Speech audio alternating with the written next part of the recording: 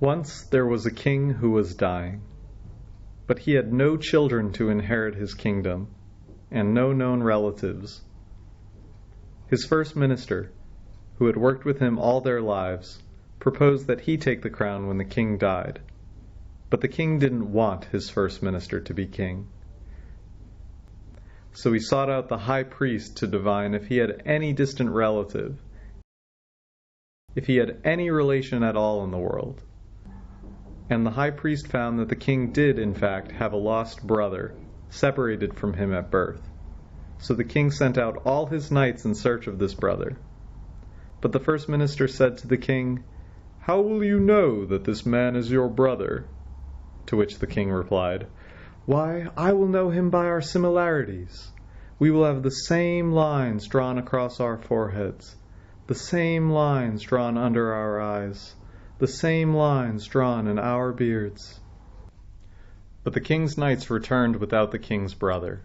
So the first minister came to the king again and said, "It is a good thing you did not find your brother, for I doubt you would recognize him after so many years apart." And again he proposed that he be king instead.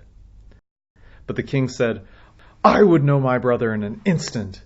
We would have the same lines drawn across our foreheads, the same lines drawn under our eyes, the same lines drawn in our beards." And the minister said, "Do I not have lines across my forehead? Do I not have lines under my eyes? Are there not lines in my beard too? I have worked beneath you for a lifetime. How is it that you will not make me king?"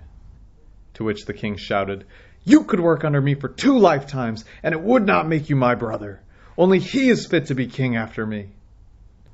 So the first minister ordered the search to be redoubled, if there was to be any king after this one. And this time, the knights did find a man who said he was the king's brother. But when he came to the castle, it was the first minister who met him first. And because the first minister was keen to be king, he struck at the king's brother and removed his mask.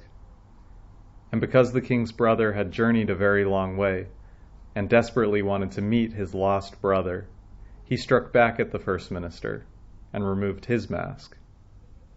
And then they fought.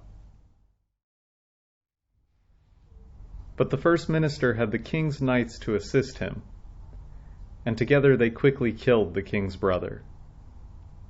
Then the first minister donned the mask of the king's brother and went to see the king.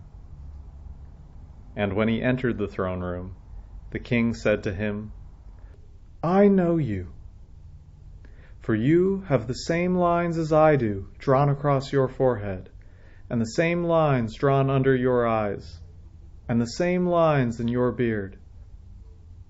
You are my brother." And so the king died, and his brother, the first minister, took his place as king.